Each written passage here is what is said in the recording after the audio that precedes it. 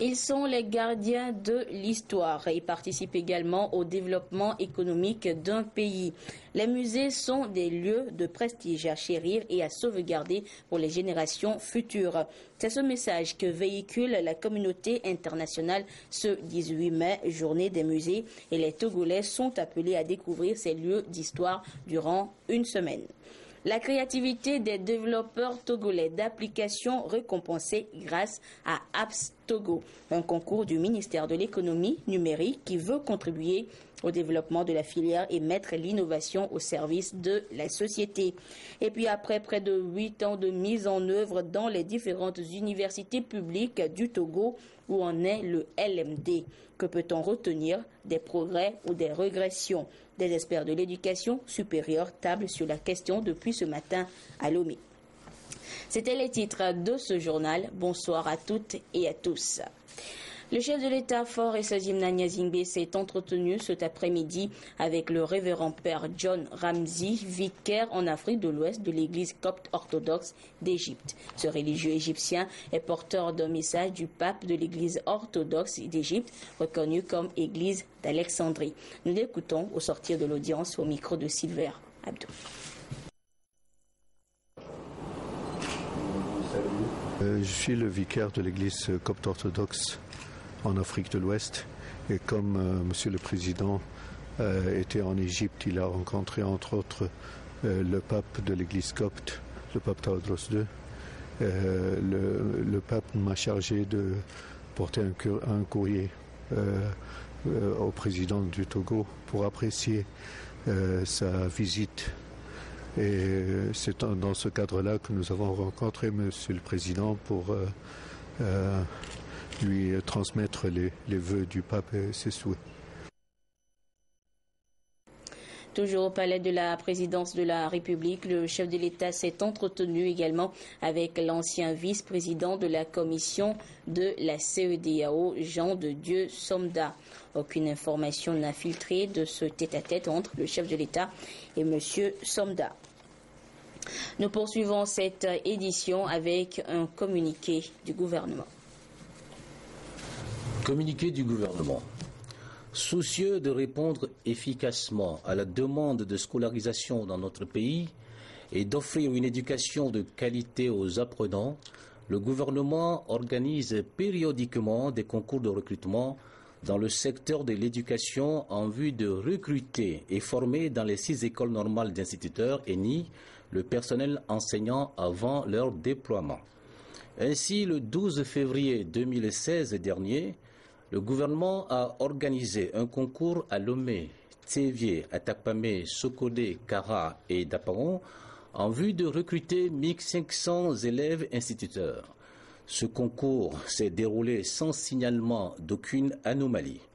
Cependant, lors de la correction des copies des candidats, il a été constaté une similitude de réponses et donc de notes dans certaines salles des centres d'écrit de Daparon et de Tsévié. Une forte présomption de fraude a fait surface. Pour lever cette présomption, une enquête a été diligentée à la gendarmerie nationale qui, après investigation, a établi des faits graves de fraude et situé clairement les responsabilités. Toutes les personnes coupables de ces malversations ont écopé de sanctions immédiates et exemplaires. Par ailleurs, dans un souci de justice et d'équité, le gouvernement a décidé de la reprise partielle du concours d'entrée dans les ENI pour les candidats ayant composé à Daparon et à Tsévié. La date de la composition est fixée au mardi 7 juin 2016 à partir de 7 heures.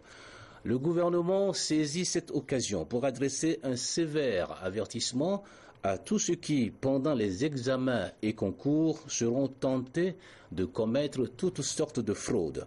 Ils subiront la rigueur de la réglementation en vigueur. Fait à Lomé le mercredi 18 mai 2016, le gouvernement.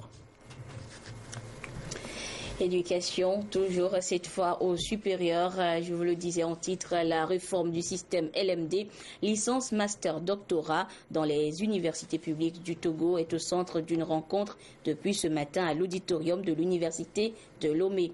Après 8 ans de mise en œuvre, le LMD a connu diverses modifications. Pendant 2 jours, responsables de l'enseignement supérieur, de la recherche et universitaires vont évaluer le chemin parcouru pour un bilan. Le compte rendu de cette rencontre avec Solange Diato et Tiassina Baga. Les difficultés rencontrées dans la mise en œuvre du système LMD, licence, master, doctorat, dans les universités publiques du Togo, analysées dans toutes leurs facettes par les premiers acteurs.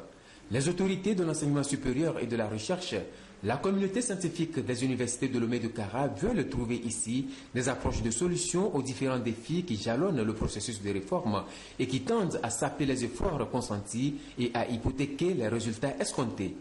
Cet exercice devrait nous permettre de discuter en toute franchise pour prendre de nouvelles résolutions afin de conduire notre pays vers plus de performance de l'enseignement supérieur. La modernisation de l'enseignement supérieur par le numérique, les processus liés à la démarche qualité, la professionnalisation des offres de formation, la problématique de la recherche sont entre autres sujets abordés.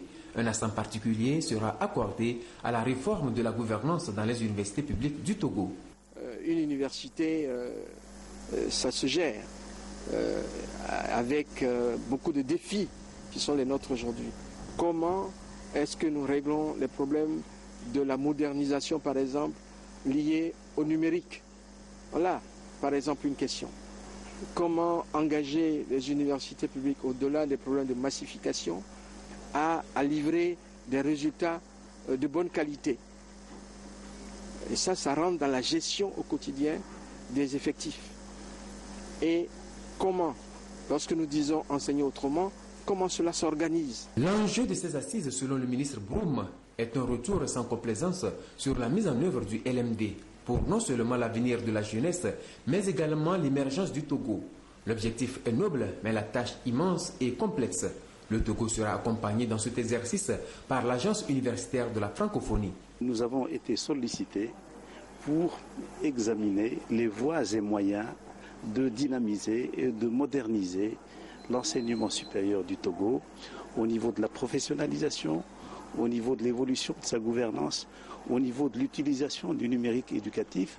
Il n'y a pas de solution miracle, il faut prendre les problèmes un à un. Donc il s'agit de mettre l'étudiant au centre des préoccupations de cette réforme et d'imaginer, d'innover, de co-construire peut-être des offres de formation avec les partenaires économiques, avec les acteurs locaux, pour une meilleure insertion des diplômés. Les travaux vont aboutir à la formulation d'un méga-projet qui prend en compte l'ensemble des besoins pertinents identifiés pour accompagner les universités publiques du Togo dans la mise en œuvre efficiente de la réforme LMD. Autre titre de cette édition, le concours d'application innovante et utile Made in Togo a connu son apothéose hier soir à Lomé. Initiative initiée par le ministère de l'économie numérique, ce concours a permis de relever et de primer les meilleurs développeurs d'applications susceptibles de changer le quotidien des populations. Les 3 premiers des 3 catégories sont repartis avec des prix allant de 2 à 3 millions de francs CFA grâce à leur application innovante. CAF Djobo, Lucassi, Rachel Aoko. Lancée depuis septembre 2015, la première édition du concours Apps Togo a connu son épilogue avec cette cérémonie de remise de prix après 8 mois de travail des développeurs et du jury. Ce concours d'applications innovantes et utiles Made in Togo a enregistré 33 dépôts d'applications dont 16 ont été retenus après évaluation du jury dans 3 catégories notamment les développeurs indépendants, les établissements d'enseignement supérieur dans l'éthique et les développeurs pharo. Lionel Akoué sort gagnant de la dernière catégorie avec un super lot de 3 millions de francs CFA pour son application AdopCall.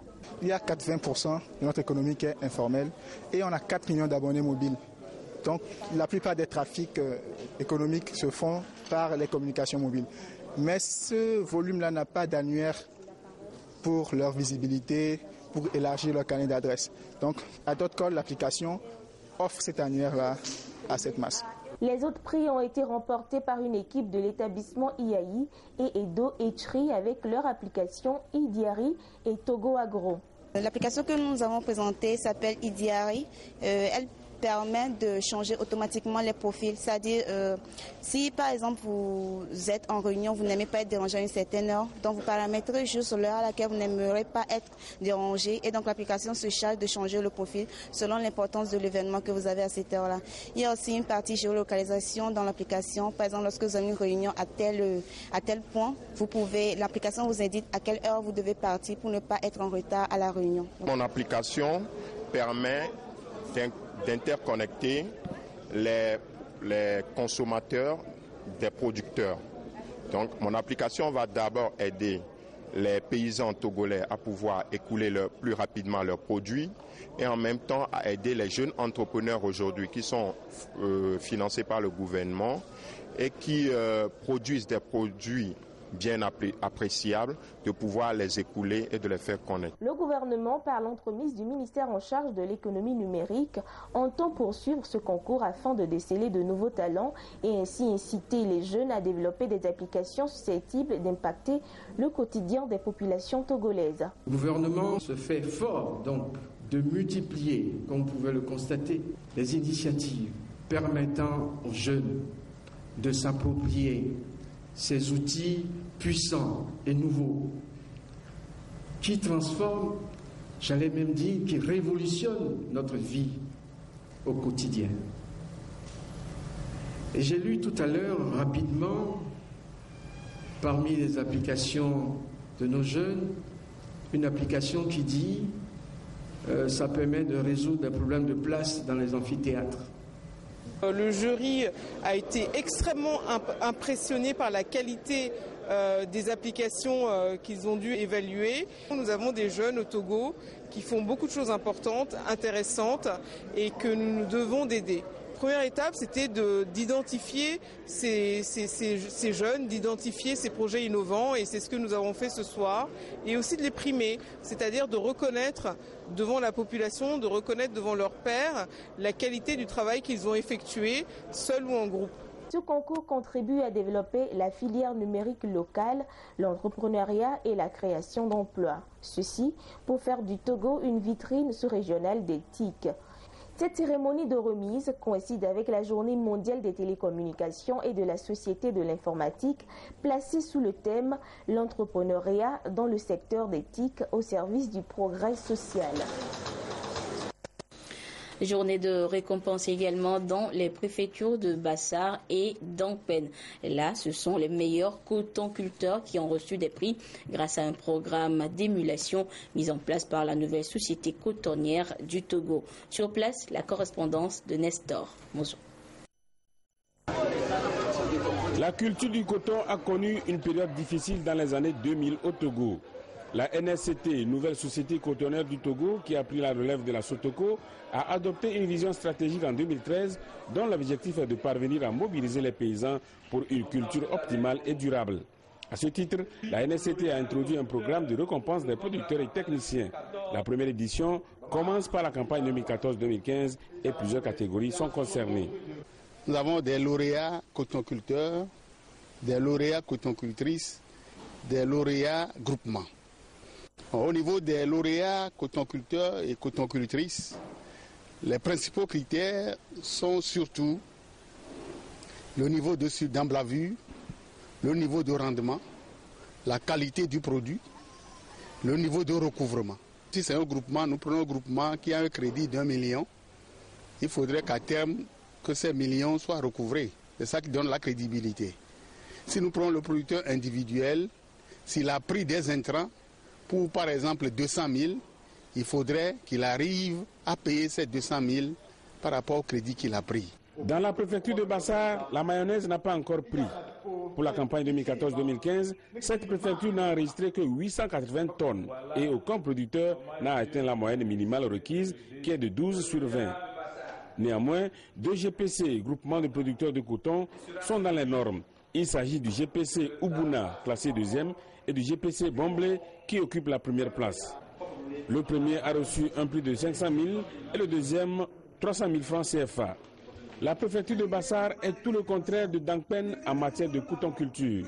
Au cours de la saison 2014-2015, Dangpen a réalisé 14 116 tonnes et occupe la 3e place au plan national. Dans cette préfecture, les GPC de Sakponi et Pankpandé sont respectivement 2e et 1er et empochent respectivement aussi 300 000 et 500 000 francs CFA. Le meilleur ATC, agent technico-commercial de la région de l'Akara, est issu de cette préfecture. C'est le nommé Kodjo Nakom Nanda. Il est gratifié d'une enveloppe de 150 000 avec une tablette. Au titre préfectoral, au niveau des producteurs, Ningpe, Aoupo, Kossi Yandjere et Nladjo Tai sont dans l'ordre 3e, 2e et 1er. En plus d'une enveloppe de 100 000 francs pour le 3e, 150 000 francs pour le 2e et 200 000 francs pour le 1er, ils sont répartis avec des certificats de mérite, des sacs d'engrais pour les cultures vivrières et des appareils de traitement de champs. Plus important encore, la première productrice et le premier producteur de la région sont de la préfecture de Dangpen. Adjoa Hemo a produit presque 6 tonnes de coton dans un champ de 4 hectares. Elle est récompensée par une moto tricycle d'une valeur d'1 million de francs CFA. Tabitoun Borbeni, avec 13 hectares, a récolté 27 tonnes et demie. Il gagne un tracteur d'un coût de 8 500 000 comme récompense. C'est qu'il y a la paix. Et je ne cours pas de droite à gauche. Je suis libre pour faire le champ. Donc pour ça, avec la sécurité, je remercie le gouvernement, tout le monde, pour que si on veut dans la région ou bien dans la nation, pour qu'on trouve un gros producteur, ça soit le producteur de Dangpen. Parce qu'il y a la paix, il y a le terrain. Et ceux qui ont vu aujourd'hui derrière moi, ils peuvent faire de mieux que moi. Pour la campagne 2014-2015, la région de l'Akara totalise 24 000 tonnes de coton pour un revenu de 3 345 millions qui sont allés directement dans les poches des producteurs. L'Agence nationale de promotion et de garantie de financement des petites et moyennes entreprises multiplie ses actions de partenariat pour plus d'efficacité dans ses actions sur le terrain en matière de lutte contre la pauvreté. Au nombre de ses partenaires, l'ONG Entreprises territoriales et développement, avec laquelle une convention a été signée hier. Par ce acte, les deux institutions formalisent ainsi leur partenariat qui date de 2012 et il s'agit en outre de poursuivre les objectifs communs visant à appuyer les acteurs du secteur agricole, que ce soit techniquement ou financièrement, afin de promouvoir le développement économique du Togo. Le compte rendu avec Félix Semdacha. Leur partenariat date de 2012, période au cours de laquelle, grâce à l'appui financier de l'Agence nationale de promotion et de garantie de financement des petites et moyennes entreprises, l'ONG ETD, Entreprises, Territoires et Développement, dispose de ressources conséquentes pour se mettre aux côtés des organisations paysannes. Au vu des résultats obtenus, il importe donc de formaliser ce partenariat entre l'ANPGF et l'ONG ETD. L'ANPGF a pour rôle d'apporter des appuis financiers et des appuis techniques. Donc, au terme des appuis financiers, nous intervenons également en faveur des entreprises agricoles. ETD organise ce que nous appelons les ESOP, les entreprises de services et organisations de producteurs. En réalité, nous avons commencé à travailler avec ETD depuis 2012, parce que c'est depuis 2012 que nous intervenons aux côtés des ESOP. Et à date, l'ANPGF a financé pour un montant de 1 400 millions de francs CFA les ESOP, dont 404 millions pour la SARL Soja Nyon, qui est la plus vieille des ESOP. Et au début, quand nous avons commencé, nous avons fait confiance à ETD et regard au travail qu'ils faisaient sur le terrain. ETD organisait les entreprises agricoles, leur apportait la formation nécessaire, appui technique, et donc ça nous a rassurés. ETD faisait également des études de rentabilité environnementale, et dans ce partenariat nous permettra encore de nous appuyer davantage sur ETD. À présent, un nouveau défi est à relever par l'ONG ETD, celui de multiplier les interventions et augmenter leur impact auprès des populations cibles pour promouvoir le développement socio-économique. On va pouvoir aller maintenant auprès des coopératives, des entreprises, des producteurs qui bénéficieront des appuis de l'ANPGF pour les accompagner à mieux utiliser les fonds que l'ANPGF leur mettra à disposition. Mais avant cela, on va les aider à bien monter leur dossier d'entreprise, à faire en sorte que les dossiers qu'ils soumettront à la NPGF au travers des institutions financières avec lesquelles la NPGF travaille, que ces dossiers soient bien montés. Cette convention de partenariat qu'on vient de signer nous donne plus d'énergie pour faire davantage d'entreprises agricoles et agroalimentaires sur le territoire, mais également pour accompagner les bénéficiaires des appuis de la NPGF à bien utiliser les fonds qu'on leur donne et à bien mener leurs activités économiques pour que leurs activités génèrent des revenus, créent de l'emploi en milieu rural et participent à la transformation de leur environnement. Ce partenariat a permis à l'ONG ETD de bénéficier de plus d'1 milliard de francs pour l'exécution de ces différents projets avec les acteurs du monde agricole. Les responsables des deux institutions ont salué les appuis du gouvernement, ce qui leur permet d'avoir à disposition les ressources nécessaires pour mener à bien les différentes missions. Des experts de l'Organisation de l'aviation civile internationale sont en mission à Lomé. Ils vont durant leur séjour évaluer les progrès, mais surtout les dispositions mises en place par notre pays pour sécuriser le trafic aérien. Les activités de ces experts ont débuté ce matin à Lomé. Le compte rendu avec Augustin Kossi et Prudence Zissou. Zéro accident d'aéronef, c'est l'ambition que s'est donnée l'Agence nationale de l'aviation civile au Togo. Un objectif qui ne peut être atteint qu'à travers des formations initiales et continues et des qualifications adéquates de son personnel.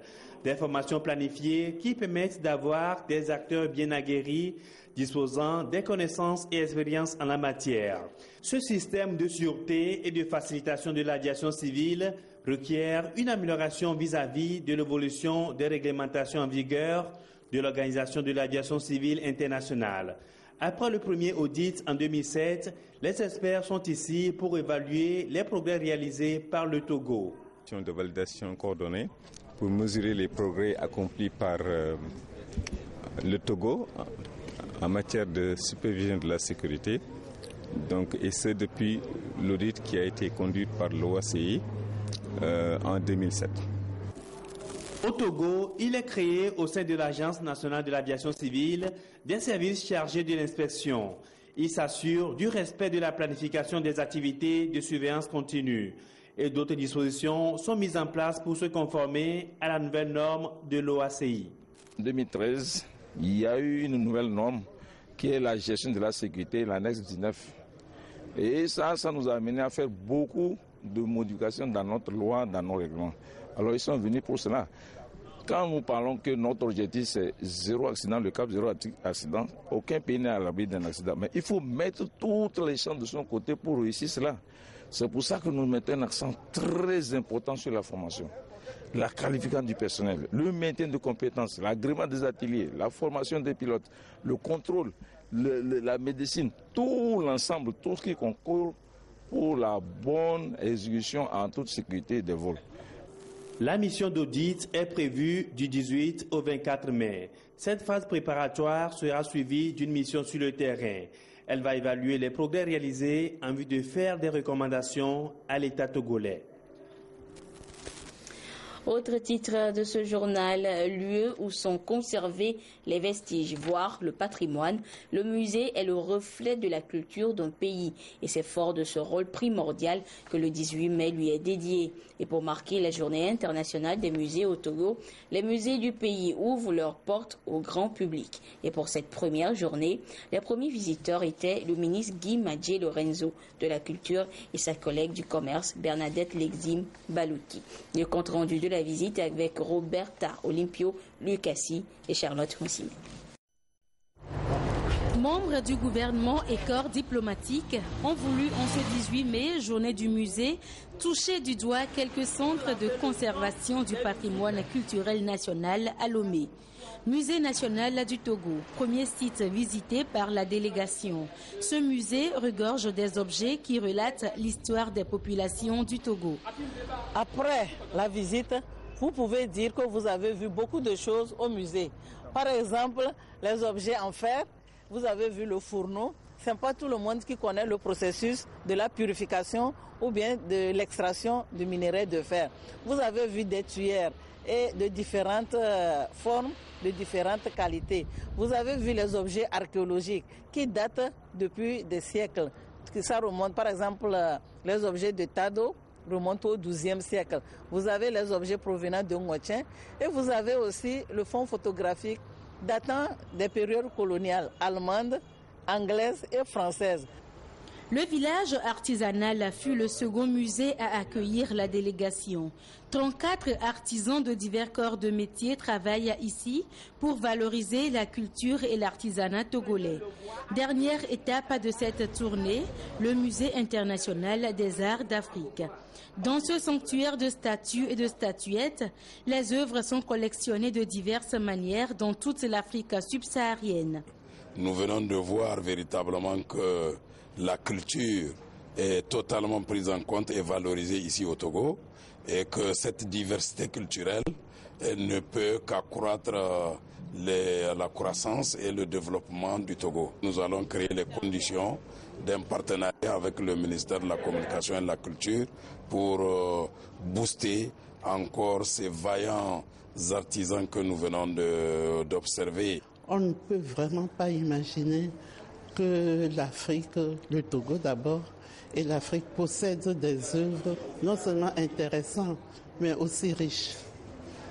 À travers cette tournée, les premiers responsables du secteur entendent faire de la culture et de l'artisanat un socle important du développement socio-économique et un pôle d'attraction pour les touristes. Cette sortie a permis de montrer aux yeux de la population, de notre population et du monde entier, des opportunités offertes par notre pays aux visiteurs qui viendraient et à la population pour toucher vraiment du doigt tout ce que nous avons comme patrimoine culturel dans notre pays. C'est notre histoire, c'est l'histoire africaine et nous devons nous l'approprier. Et le meilleur endroit pour pouvoir le faire en étant très court, c'est de visiter les musées. C'est notre histoire que nous devons nous réapproprier et nous devons en être fiers.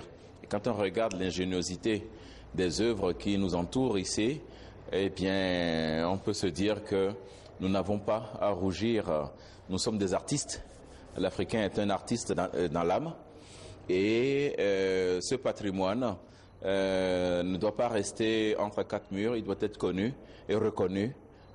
Déjà par les Togolaises et les Togolais et par les Africains ensuite et le monde entier. Reflet de l'identité culturelle d'un pays, l'importance et l'apport des œuvres d'art dans l'économie ne sont plus à démontrer. Les journées portes ouvertes lancées ce jour par cette délégation se poursuivront jusqu'au 22 mai prochain. On l'a compris, outre leur rôle de gardien de l'histoire d'un pays, les musées sont d'une grande importance dans l'économie nationale et pour son développement social. Ils renferment des objets de valeur et à ce titre attirent des touristes qui apportent des devises. Edem Soussoupo nous fait découvrir dans le dossier de cette édition le rôle des musées dans le développement d'un pays. Les musées sont des lieux de conservation du patrimoine d'une nation. Ils renferment à ce titre des objets notamment culturels, historiques et pédagogiques. C'est toute une richesse qui est conservée et gardée jalousement afin de sauvegarder l'identité culturelle d'un peuple. Au Togo, nous avons des musées nationaux, régionaux et des musées privés. Vous avez les objets en fer, la métallurgie du fer au Togo, à Bassar, à Tado ou bien à Yohonou, dont les éléments constitutifs de la forge sont au musée national. Dans les autres musées, vous allez voir divers objets qui relatent la culture matérielle des populations ou des sociétés. Donc, à travers un musée, vous pouvez avoir des éléments pédagogiques, des éléments qui ont un attrait touristique, c'est-à-dire des éléments artistiques, et des éléments qui sont source d'inspiration. Cela signifie que le musée a une importance capitale. À ce jour, le Togo dispose de 5 grands musées bien aménagés, ce qui, selon les spécialistes, sont très insignifiants vu leur caractère important dans le développement socio-économique d'un pays. Chaque musée a une thématique. Nous avons des musées d'histoire, des musées d'ethnographie et des musées de sciences ou bien des musées animaliers. On peut avoir l'éducation à travers le patrimoine culturel. Ça sert de volet d'éducation et ça sert aussi sur le plan économique. Il y a des visiteurs qui arrivent pour connaître et toucher du doigt ce que nous avons chez nous, qu'ils n'ont pas chez eux. Donc ça fait rentrer des devises. Nous avons une multitude d'impacts, surtout sur le plan économique, que le patrimoine culturel nous donne. Le Togo dispose aussi de musées historiques et ethnographiques créés par des privés. Par exemple, le musée international d'art d'Afrique qui appartient à cet homme, un Chinois. Un amoureux de l'art africain qui, bientôt 20 ans, passe sa vie à collectionner des objets de valeur. Le musée international d'art d'Afrique, en fait, est un musée qui expose les œuvres d'art des cultures noires. D'accord, donc nous avons de l'art divinatoire et l'art décoratif que nous exposons au sein de notre musée et nous avons 3 salles d'exposition. Donc 2 salles d'art divinatoire et une salle d'art décoratif. Donc nos pièces comportent plus les statuettes et les masques, d'accord, utilisés dans les différentes cultures africaines.